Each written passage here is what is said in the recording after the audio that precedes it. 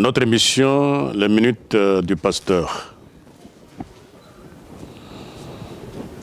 Nos salutations les plus distinguées à celui qui vit de temps en temps, dont la domination est éternelle, notre Seigneur Jésus-Christ est le Rabbi. Que son nom reste célébré de génération en génération. Amis téléspectateurs, voici notre émission, une autre version que nous allons vous présenter aujourd'hui. La crainte de Dieu ou la désobéissance. Quand on ne craint pas Dieu, ça passe à autre chose, ça devient autre chose. C'est ce que nous allons développer tout de suite même. Que Dieu bénisse, alléluia. Le Seigneur Jésus-Christ, au cours de sa mission, lorsqu'il a compris que les Sadducéens, les pharisiens le coûtaient peu et qu'ils ont du mal à comprendre tout ce qu'il disait, il prit la parole et dit: malheur à vous, scribes, pharisiens, hypocrites, parce que vous fermez aux hommes le royaume des cieux. Vous n'y entrez pas vous-même, vous ne voulez pas laisser entrer ceux qui le désirent. Conducteurs aveugles. Mais bien avant cela, il disait dans Jean 15, verset 22. Si je n'étais pas venu et que je ne leur eusse point parlé, ils n'auraient pas de péché. Mais maintenant, ils n'ont aucune excuse de leur péché. Celui qui me hait est aussi mon Père. Si je n'avais pas fait parmi eux l'œuvre que nul n'a faite, ils n'auraient pas question de péché. Mais maintenant, ils les ont vus et ils ont haï et moi et mon Père. Cela est arrivé afin que s'accomplisse la parole qui est écrite dans leur loi. Ils m'ont haï sans cause. C'était ça. Au cours de sa mission, il a eu vraiment des difficultés. Ces docteurs en théologie qui se disaient maîtres, mais qui ne pouvaient pas se manifester comme cet homme d'une naissance plus élevée, comme vous le savez, plus que moi. Ils ont commencé par jalouser au lieu de se fier, au lieu de s'adonner, au lieu de s'approcher, au lieu de faire ami avec qui sait. Qui sait? Mais ils l'ont pris en haine, la jalousie et du mépris. Alors il dit, si je n'étais pas venu, que je leur eusse parlé, ils n'auraient pas de péché, mais maintenant ils n'ont aucune excuse de leur péché. Vous voyez ça, la gravité? C'était ça. Et dans le livre de Jérémie 11, verset 7, il est écrit: Olivier verdoyant, remarquable par Olivier verdoyant, remarquable par la beauté de ses fruits. Tel est le nom que t'avait donné l'Éternel, ton Dieu. Au bruit d'un grand fracas, quand on heurte de grosses pierres, il n'embrase pas le feu et ses rameaux sont brisés. L'Éternel des armées qui t'a formé appelle sur toi le malheur. Pourquoi? À cause de la méchanceté des enfants de l'église du Christ céleste. C'était ça. Donc, c'est ce que nous appelons la bénédiction transformée ou changée en malédiction. Olivier verdoyant, remarquable par la beauté de ses fruits. C'est le nom que t'avait donné l'Éternel, ton Dieu, tout de suite après le baptême, enfant chéri. Mais subitement, 3 mois après, tu retournes encore dans le bourbier. Et tu deviens ennemi. Après le baptême qui a remplacé la circoncision, si nous marchons encore en arrière, si nous apprenons à marcher à reculons, nous devenons comment? Ennemis de Dieu. Et je ne sais pas pourquoi les gens disent que nous ne sommes pas sous la loi, si la loi est là. C'est la loi qui mène vers Dieu. Olivier Verdoyen, il a transformé la bénédiction en malédiction. C'était ça. Et il dit encore, jusqu'à quand? Jérémie 6, verset 8. Jusqu'à quand tarderas-tu à comprendre les choses? Jusqu'à quand? Reçois instruction, Jérusalem, de peur que je ne m'éloigne de toi et que je ne fasse de toi un désert, un pays inhabité. Donc, dans peu de temps, tu seras déserté des bonnes choses. L'Esprit Saint va s'envoler au-dessus de toi. Tu seras traité comme un terrain de football, un terrain de tennis, dépourvu de sens. C'est ça l'histoire. Donc, on doit comment? S'accrocher. Et le Seigneur, au cours de sa mission, disait que le serviteur, puisque les gens disent que oui, il prêche dans l'Ancien Testament. L'Ancien Testament ne fait pas partie de la Bible. Si le Nouveau Testament est venu compléter l'Ancien Testament et ça donne un livre, c'est ce que vous ne comprenez pas. Est-ce que, bon, écoutez, est-ce qu'il suffit d'apprendre la Bible pendant 3 ans pour être pasteur? Tu n'auras rien dans la tête. Il te faut au moins 35 ans d'études bibliques. C'est ça? 3 ans, tu vas bégayer. 3 ans, tu vas dire de n'importe quoi. 3 ans, tu vas enseigner ce qui n'est pas normal. Vous voyez ça, non? Et la fin, tu seras jeté dans la géhenne. Et si le Seigneur a parlé de la géhenne, le Seigneur même qui parle du feu de la géhenne, le royaume des cieux est semblable à un filet qu'on jette dans la mer. Et qui a pris de... Le royaume des cieux est encore semblable à un filet jeté dans la mer. Un filet jeté dans la mer. Et ramassons des poissons Ramassons des poissons de toute espèce. Quand il est rempli, on le tire. Et après s'être Après assis sur le rivage, sur les trottoirs, il met dans des vases ce qui est bon. Et il jette ce qui est mauvais. Il en sera de même à la fin du monde. C'est le Seigneur Jésus-Christ qui parle. Les anges viendront séparer les méchants d'avec les justes. Et ils les jetteront dans la fournaise ardente. Ils les jetteront où? Dans la fournaise ardente. Ils les jetteront où?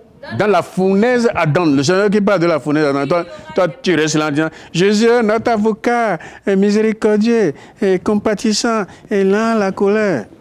C'est parce que tu es bandit. La Bible dit, je tuerai ta maman. Parce que tu n'es pas juste. Il a fait naître, il a donné naissance à un robot. Vous ne comprenez pas? C'est ce que dit la Bible. Il dit, je vais tuer ta maman. Celui qui t'a engendré là. Celui qui t'a mis au monde là. Pourquoi tu ne commences pas à prêcher en disant que nous ne sommes pas sous la loi? Vous ne comprenez pas ça? Oui? Mais que nul ne conteste. Que nul ne conteste. Que nul ne se livre au reproche. Que nul ne se livre au reproche. Car ton peuple est comment? Ton peuple est comme ceux qui discutent avec les sacrificateurs. Qui discutent avec leur maître. Oui? Tu tomberas le jour. Le prophète avec toi tombera de nuit. Les mauvais prêches tombera la nuit. Et je détruirai ta maman parce qu'il a donné naissance à un robot. À un malnaissant. À un enfant qui a du mal à comprendre et qui comprenne longuement. Je ferai quoi? Je détruirai ta maman. C'est ce que la Bible a dit. Elle a donné naissance à qui? À un malnaissant.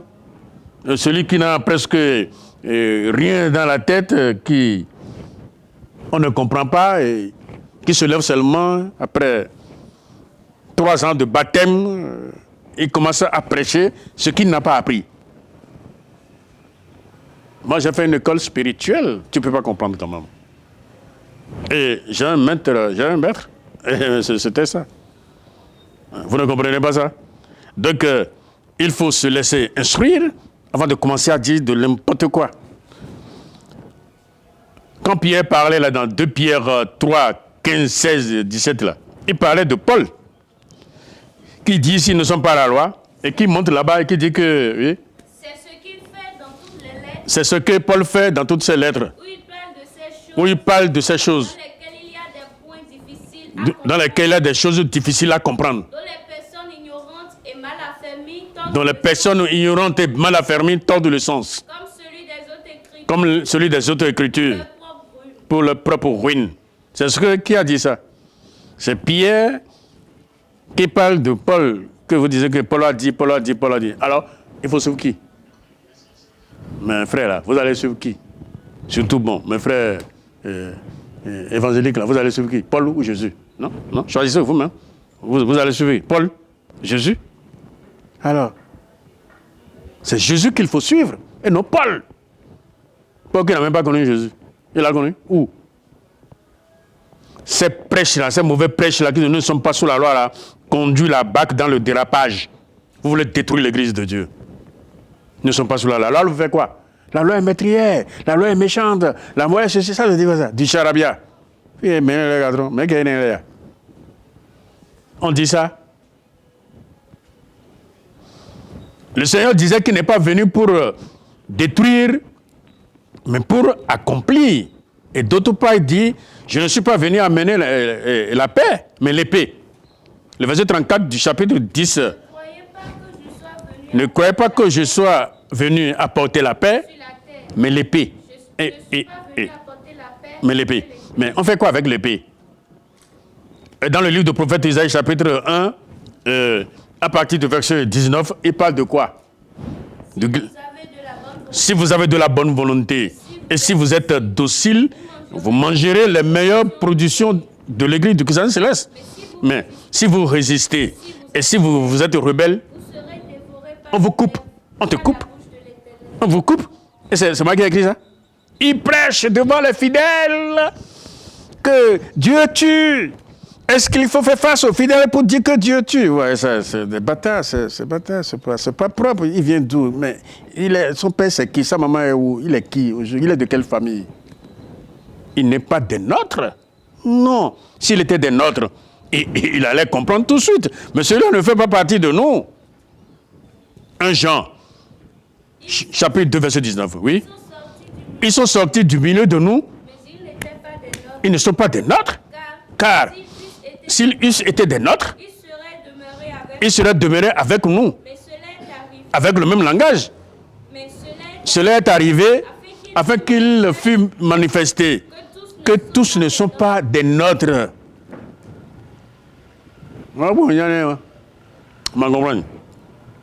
C'est des choses comme ça. Donc, il faut suivre la réalité. Et quelqu'un qui a le micro en main depuis plus de 45 ans, quelqu'un qui se lève, qui n'a même pas fait 3 ans de micro, vient corriger celui qui est dans son domaine, celui qui est, je ne sais pas, plus avancé et dans la chose. Ne le suivez pas. Si quelqu'un les suive, il fallait voir. C'est des gens qui n'ont pas pris le train à la gare. Hein? Ils ont pris le train en chemin. Ils n'ont pas pris le train à la gare, ils ont pris le train en chemin, ne connaissaient pas le contenu du train. Donc il faut faire très attention avec ces gens-là. C'est des barbares. Ils veulent détruire l'église.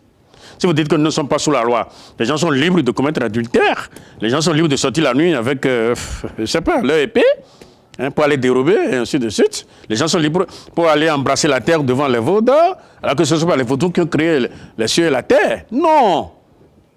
Donc, tout ça, c'est la loi. Si nous allons dire que la loi n'existe pas, ce que disait Paul n'était pas ça. Paul parlait des préceptes. Nous n'allons pas manger des animaux qui ne ruminent pas, des poissons qui n'ont pas de caille, et ainsi de suite. Peut-être que c'est de ça qu'il parlait, les petites lois, les préceptes, et non la loi qui est le mont Sinaï, qui est la loi alliance. Attends un peu, tu vas voir ce qui va se passer après la mort. Ils vont te jeter dans la géhenne, avec le micro en main. Tu as vu le Seigneur où? À Calavi? À Topa? C'est un patron de vous qui l'a rencontré, le Jésus-Christ? C'est lui qui t'a dit de prêcher comme ça? Tu l'as vu où? Est-ce que tu as déjà vu ça sur l'aide une fois? Mais tu es malade. C'est vraiment malade. Je ne sais pas ce que tu as. Peut-être c'est la démangeaison, je ne sais pas. Tu es malade? Tu es vraiment malade. Qui t'a enseigné ça même? On se lève seulement, on ne commence pas à raconter de n'importe quoi. C'est ce que nous appelons de mauvais sacrifices. Un sacrifice mal présenté. C'est pour cela que le Seigneur disait ceci dans le livre de l'évangéliste Matthieu, en son chapitre 23, verset 15. Malheur à vous, scribes, pharisiens, hypocrites. Malheur à vous, scribes, pharisiens, Hypocrites parce que vous dévorez les maisons des veuves vous dévorez la maison des veuves. et que vous faites pour l'apparence de longues prières. Vous faites pour l'apparence de longues prières. À cause de cela, vous serez jugés plus sévèrement. Sévèrement, comme si Dieu n'est pas à côté d'eux. Malheur à vous, scribes, Même ça va. pharisiens, hypocrites. Il faut appeler un chrétien, c'est la 10 prières de 3 personnes. La première personne n'a qu'à prendre, il va prier pour les 3 personnes, il va passer, c'est-à-dire, il ne va pas se limiter à ce qu'il devait dire. Rémission des péchés, sanctification, quoi, vous dites, force spirituelle, non. Il va dire béni, il va tout dire. Il va même prier combat dedans. Et quand la femme là prend ça là-bas, là, il va prier pour l'Est, il va prier pour l'Ouest, il va prier pour, je ne sais pas, au septentrion, méridional, on ne sait pas. Les chorales sont là, le comité paroissial, tes enfants sont là. On ne sait même pas. Depuis Charabia, c'est comme ça on prie. C'est comme ça on prie. C'est la locomotive sans frein, ça va où? La locomotive qui n'a pas de frein, ça va où? C'est très médiocre. Si vous priez d'abord pour l'église, ça suffit. Dans l'église, il a la chorale, il a tout dedans, il a les devanciers, il a le comité, il a tout. Que de longues prières. Sous-entendu, Dieu n'agrée pas ça. C'est une prière sans foi. La prière avec sans foi doit être dictée. 1, 2, 3, 4, 5, 6, 7, c'est déjà bon. Que de passer de tous les côtés. De laisser les gens longtemps sur les genoux. Vous ne comprenez pas ça? Changeons rapidement de comportement. Le verset 16 du chapitre 23, livre de l'évangéliste Matthieu. Malheur à vous, scribes, pharisiens, hypocrites. Vous courez la mer et la terre pour faire un prosélyte. Et quand il est devenu, vous en faites un fils de la géhenne 2 fois plus que vous. C'est encore là le danger. Si tu te laisses trahir par quelqu'un en disant que Elohim beau amen, Elohim signé un on doit vous me pombo d'ailleurs on est bon on pombo son tenant bon en bon. Et ça c'est le français ou bien c'est le goût, je ne sais pas moi. Il est doué. Tu vas le suivre? Si tu te laisses tromper par quelqu'un en te disant que oui, non, ça c'est pas du vaudou, c'est pas du gris-gris, viens, on touche. Si jamais tu fais ça, tu seras jugé 2 fois plus que la personne, plus que celui qui t'a trompé. Donc tu dois te battre pour ta foi. C'est pas ce que les gens prêchent là, c'est pas ça, hein? Il ne faut pas le suivre. Tu dois te faire quoi? Te battre pour la foi. C'est ça, non? Alors tu te laisses tromper par un voyou qui va te dire, oui, ah non, à Savalo, il a quelqu'un là, c'est la feuille, c'est pas le gris-gris. Tu arrives là-bas, tu verras le vaudou dans sa chambre, enfermé là-bas, là. Et la feuille dehors ici. Ouvre la petite chambre là, tu verras ça là. Je t'ai envoyé là-bas? Moi? Non, je savais. Moi, j'y vais. Non, tu m'as vu là-bas une fois? Quand? Et où? Moi? Tu te trompes. Moi, je ne fais pas ça. Je suis très loin de ça même. Vous ne comprenez pas ça? Et l'Église céleste n'est pas venue pour ça. L'Église céleste est venue en tant que responsable, avec ses objets cérémoniels. Mais oui, pour accomplir les faits qui sont cérémoniels. Mais c'est comme ça. Vous ne voyez pas comment elle travaille, l'Église céleste? Les gens disent Mamiata, ils ont compris que ce n'est pas question de Mamiata. Nous les chassons. Nous chassons les forces occultes. Nous les mettons en fuite. Vous ne comprenez pas ça? Nous les dépouillons de leurs forces qui viennent se manifester. Même sans une bougie, on soulève la gauche. Ils sont passés à l'oubli. Bon, tout le monde sait ça. Donc nous ne mélangeons pas. Celui qui mélange ne verra jamais le ciel. Aujourd'hui, l'Éternel Dieu me l'a révélé. Non, cette faute ne te sera point pardonnée que tu ne sois mort. C'est la Bible qui a dit. C'est quelle faute? C'est l'idolâtrie. Il me l'a révélé ce matin même. Non. Ce crime ne vous sera point pardonné que vous ne soyez mort. Dit le Seigneur, le Dieu puissant des armées. C'est quelle faute? C'est parce que tu l'as laissé, tu as triché. Et quand on triche, voici le résultat. Dans le chapitre 65, livre de Matthieu, verset 12, écoutez ce que dit l'Écriture. Écoutez ce que dit la Bible, le prophète. Je vous destine au glaive. Je vous destine au glaive. Et Et vous fléchirez tous les genoux pour être comment? Pour être égorgés. Donc, j'ai appelé et vous avez du mal à répondre. J'ai parlé. Et vous n'avez point écouté. Vous avez du mal à écouter. Et vous avez fait ce qui est mal à Vous avez fait ce qui est mal à mes yeux. Vous avez choisi ce qui me déplaît. Vous avez choisi ce qui me déplaît.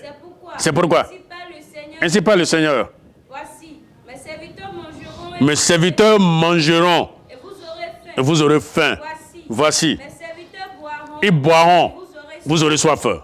Voici. Mes serviteurs se réjouiront. Ils se réjouiront. Et Vous serez confondus. Voici. Mes serviteurs chanteront dans la joie. Ils chanteront dans la joie De leur cœur. de leur cœur.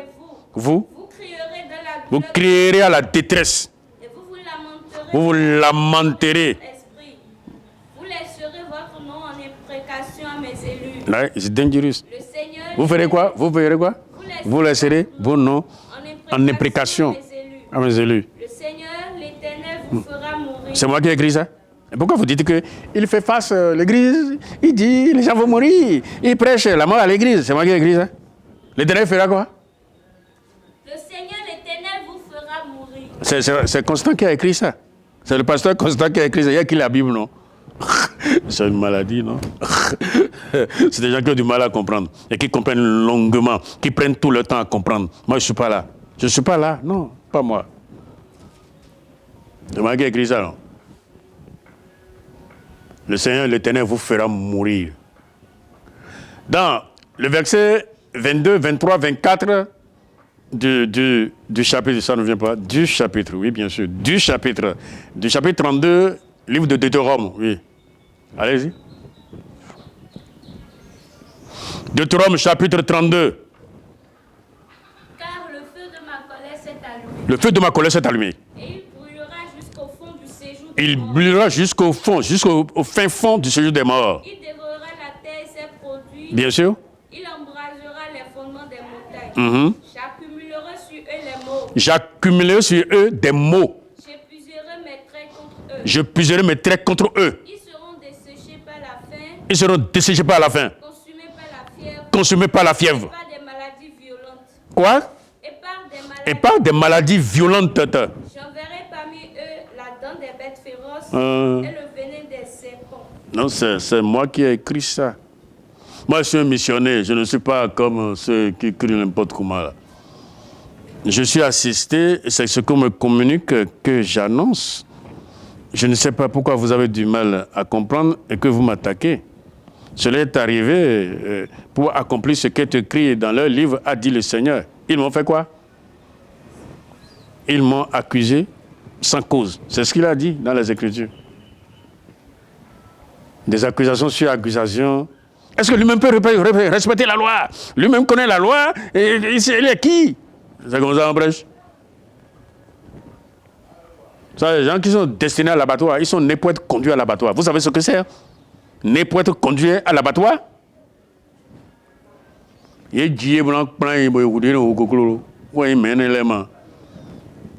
C'est des malnaissants en quelque sorte. Et ce n'est pas comme ça qu'on parle de Dieu. Vous parlez de Dieu selon la réalité. Vous vous approchez de Dieu selon la réalité.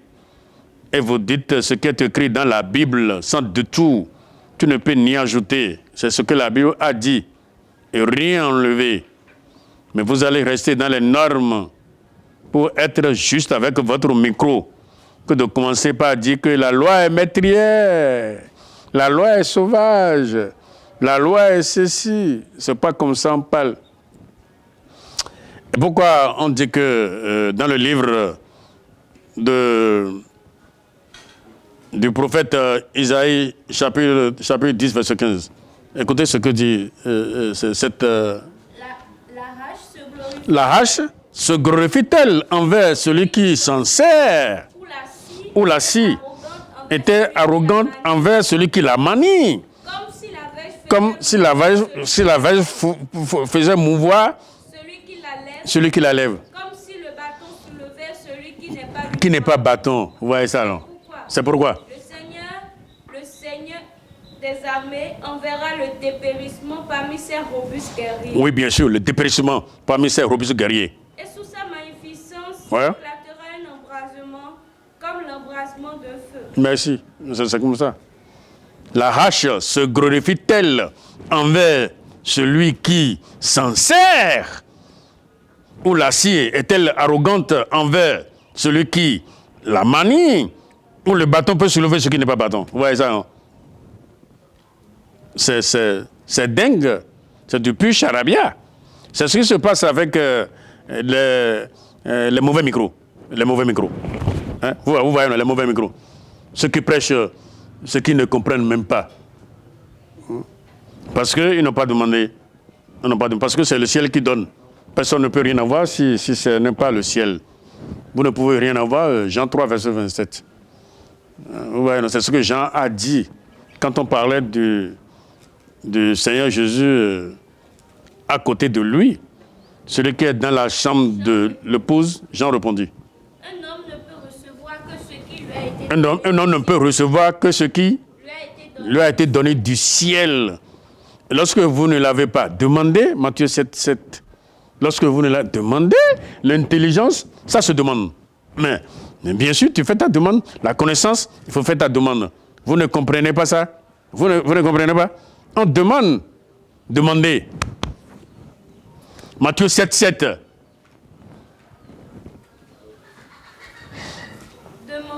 Demandez. Et l'on vous donnera. Cherchez. Et vous trouverez. Frappez. Oui. Quiconque demande reçoit. Celui qui cherche trouve. Et l'on l'ouvre à celui qui frappe. C'était ça. Donc si vous demandez, bon, le ciel peut toutefois vous donner que de commencer à dire de n'importe quoi. Le Seigneur, au cours de sa mission, malheur à vous, scribes, pharisiens, hypocrites, parce que vous payez la dîme de la nette et de cumin, et de quoi encore? Le verset 23 de... Parce que vous payez la dîme de la menthe, vous payez la dîme de la menthe, de la nette et du cumin, et que vous laissez ce qui est plus important dans la loi. Et que vous laissez ce qui est plus important dans la loi. La justice, la miséricorde et la fidélité. C'est là ce qu'il fallait faire, sans oublier les autres choses. C'est ce que le Seigneur a dit au cours de sa mission. Des actions de grâce se multiplient. La dîme, on la donne, ainsi de suite. Mais les choses les plus importantes de la loi. La fidélité surtout. Il faut être comment? Fidèle à son Dieu. Ah, mais oui. Mais c'est ça. Vous ouvrez tout ça. Vous dansez. Suivez des actions de grâce. Toutes ces choses ne sont pas agréées. Non? Parce que la loi est passée à l'oubli. Surtout la fidélité, la miséricorde. Ce qu'il fallait faire, sans oublier les autres choses. Le livre de Matthieu, chapitre 23, verset 25.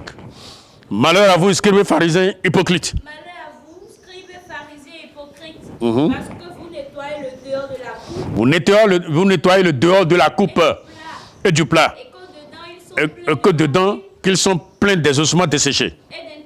Et d'intempérance, oui. Pharisiens, hypocrites. Nettoie premièrement l'intérieur de la coupe. Afin que l'extérieur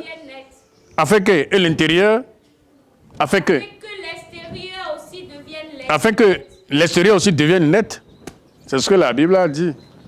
Malheur à vous, scribes, pharisiens, hypocrites, parce que vous ressemblez à des sépulcres blanchis qui paraissent beaux dehors et qui au-dedans sont pleins d'ossements de mort et de toute espèce d'impureté.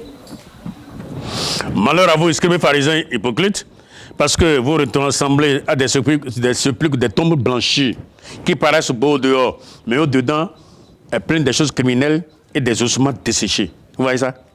C'est ce que le Seigneur a dit à l'égard de ces impies, de ceux qui ont du mal à comprendre et de ceux qui l'écoutaient peu mieux. C'est ce qu'il a dit. Des sépulcres blanchis. C'est malheureux, non? Le verset 29 du chapitre 23, livre du prophète, livre de l'évangéliste Matthieu. Malheur à vous, scribes, pharisiens, hypocrites. Parce que vous baptisez les tombeaux des prophètes et ornez les sépulcres des justes.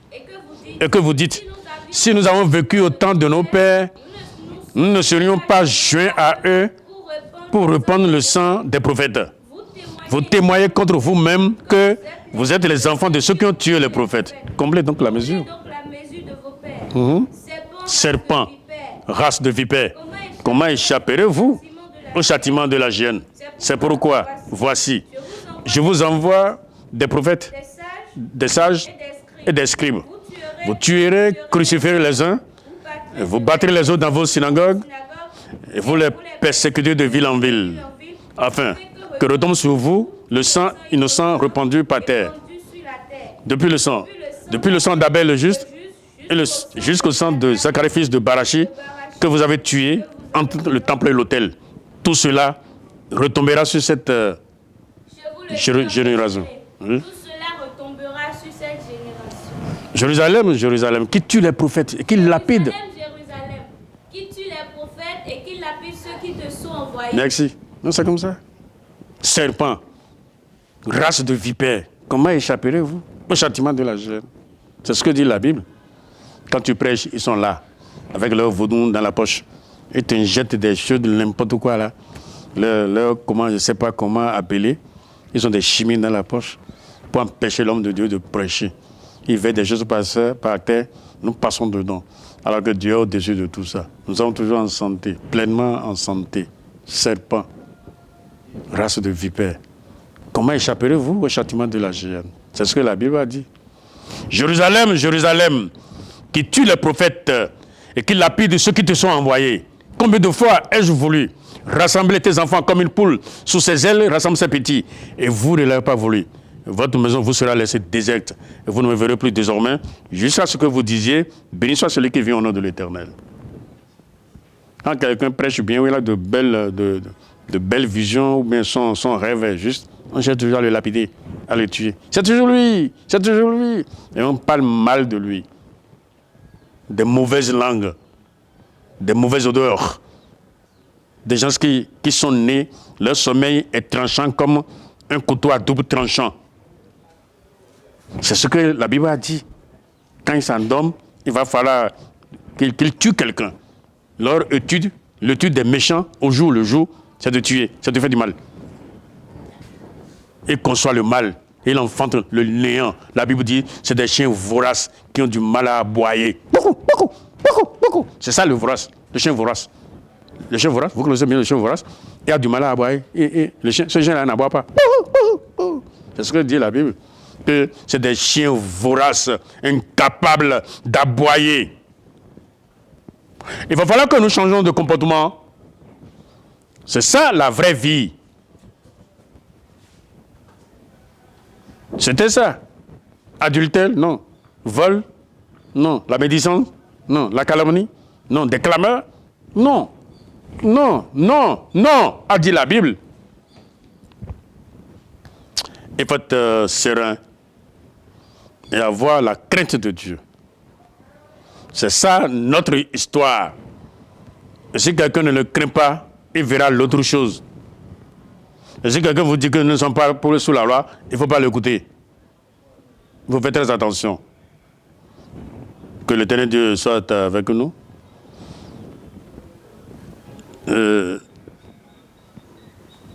Qu'il dirige vers nos ennemis un trait maîtrise.